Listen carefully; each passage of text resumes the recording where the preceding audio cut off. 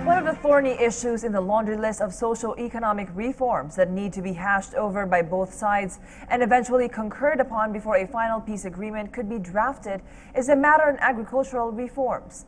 PTV's Marita Muaje enumerates more on the contentious items that needs to be threshed out by a designated reciprocal working committee and the significant changes in the setup of the agricultural industry proponents of the left clamor for in this report. As part of the peace talks between the government and the National Democratic Front of the Philippines, an organizational meeting was made by the GRP bilateral team to tackle the issue of agricultural reforms. This is one of the most important topics under the Comprehensive Agreement on Social and Economic Reforms. GRP Peace Panel member Hernani Braganza says that this is part of the formal process and that both panels agreed to the creation of the bilateral teams. Roberto M. Adoro of Caser says that the free distribution of lands has been agreed upon in the last two rounds of peace talks.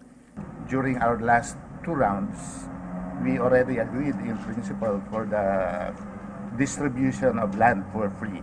So that's the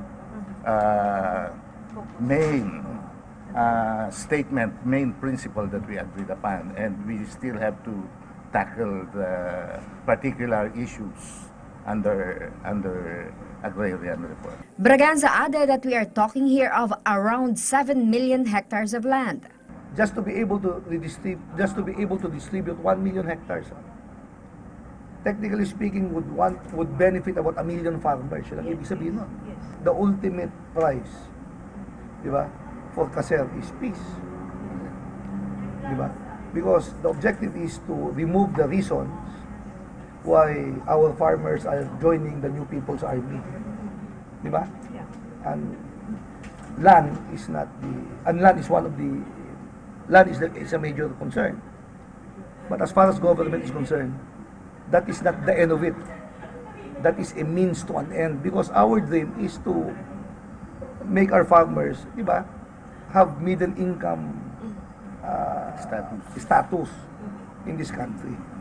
Proof of a successful Caser is when it contributes to the creations of jobs and business, especially in the municipalities, and eventually turn this municipality into a city. At present, there are more than 1,000 municipalities in the country, while there are only over 100 cities. After today's meeting, the two panels of bilateral teams will convene to present their statement and eventually draft an agreement to facilitate the next round of peace talks.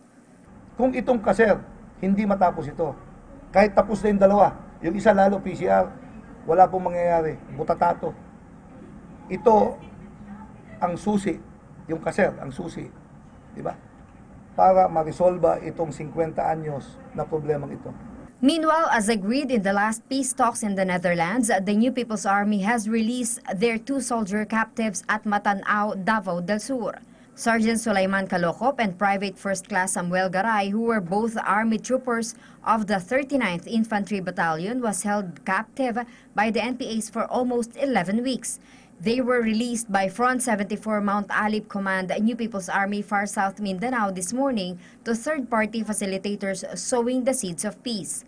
Meanwhile, Police Officer 2 Jerome Anthony Natividad and Police First Class Edwin Salan are still being held by the NPAs. For PTV News, Marita Muaje.